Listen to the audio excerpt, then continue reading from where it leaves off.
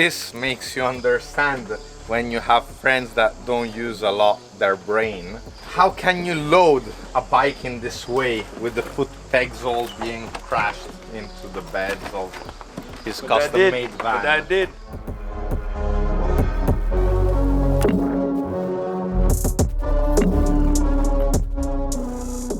Welcome back, guys, on my YouTube channel. Today I'm gonna do a slightly different video. As you know, I like to make bikes look cool, and that's not only for rally and adventure bikes, but also motocross bikes. Today I have here my friend Alberto. He's a broccoli producer that decided one day he wanted to become a motocross rider. He recently purchased this bike. This is the bike of Domitilla, so you saw it on her channel. Clearly, there's written Domitilla everywhere. He's a bit scared of walking around the paddock, you know, with written everywhere Domitilla. Someone might put a hand on his ass. So anyway, today I'm gonna explain to you how to stick the stickers on your bike, and we will change the full plastics because I really wanna show you how you can give a totally different look to your bike by changing plastics and changing graphics. But now, Alberto is dirty and also his bike is not clean enough,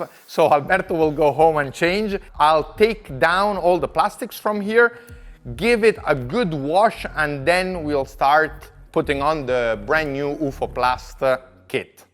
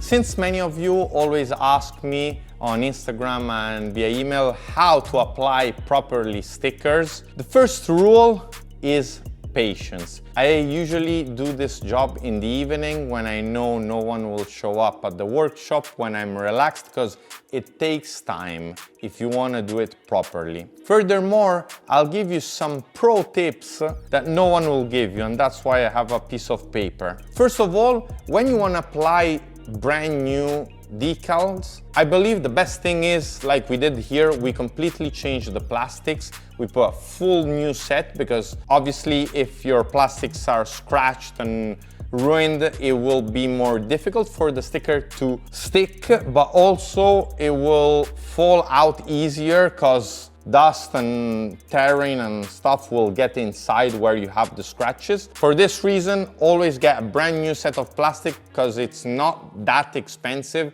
around 100 something euros to get a full set. Another thing you saw me do was properly wash the bike. It's always better you work on a completely clean bike and environment rather than with dirt everywhere. Also, once you finish the job of putting on the stickers, some very cool photos will come out. Even though the plastics are brand new, sometimes the molds are treated so that the plastic can come out easier from the mold, and they might be a bit slippery, or the sticker might not apply really perfectly and stick well. For this reason, I always apply first some brake cleaner.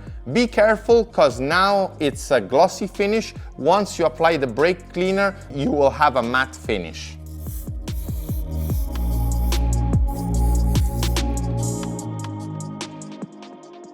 After this first step with the brake cleaner, I think in the video you managed to see how now the surface is no longer shiny. There is a pro tip. I don't know if it's me and if this works with every one of you, but I'm gonna spit on the plastics, and I don't know why the stickers will stick much better on.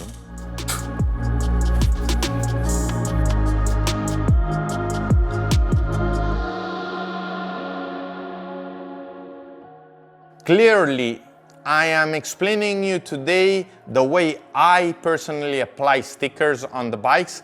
This doesn't mean this is the only correct way. Everyone has their method, and I'm just sharing with you my method because maybe it could be useful. Usually the radiator shroud is one of the most tricky parts to put on the sticker. First thing you want to do is just get the sticker and see where all the holes end up, and try and understand if you want to start first from the front part or if you want to start before from the rear. I think that since here in this area there are some different shapes where the sticker will be applied, I think I will start here from the front part and then work my way to the back.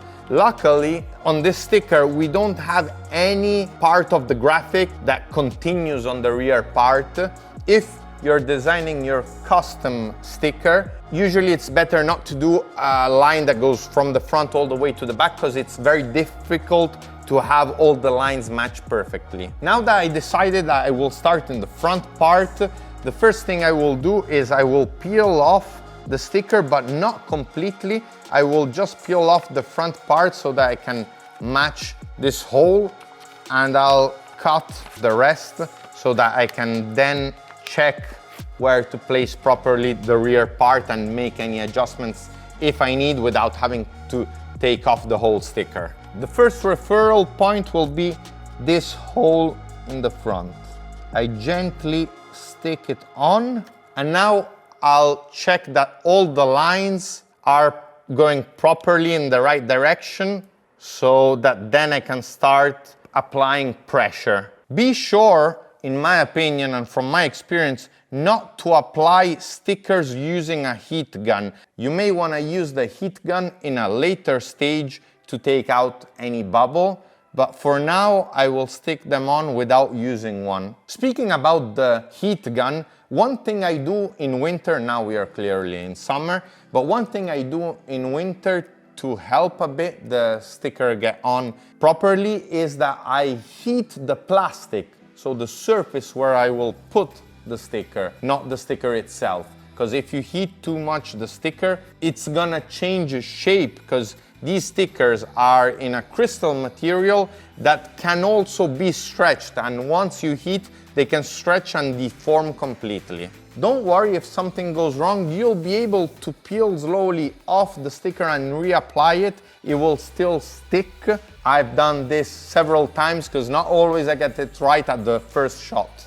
I prefer to just use my hands because at least I managed to really touch, the edges, but you may use a card or, that pro tool that I have somewhere here in the workshop but I can't find in order to make it stick. But I believe that using this and also the tool could scratch, especially if you have a glossy finish sticker. For this reason, I just use my hands. To be this good with your hands, you need to train a lot with women.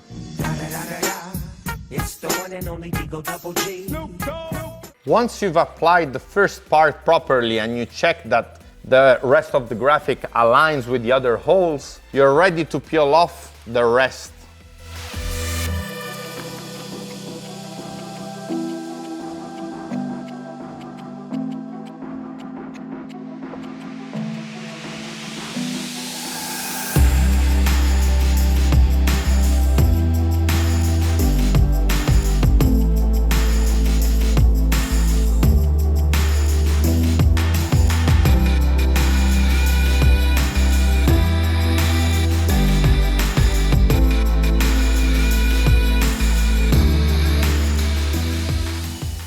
We've come to the end of this video. I hope it was useful, especially my spitting tip. And I'm really pleased on how the bike turned out. Alberto likes it. And now we are gonna get ready for the weekend to run away from the police and have some fun. See you in the next one. By the way, the suspension video on the Tenere 700 is coming. I hadn't had the time, but I wanna make a real comparison video showing you both a standard version and the upgraded version I placed on my bike. See you soon, ciao!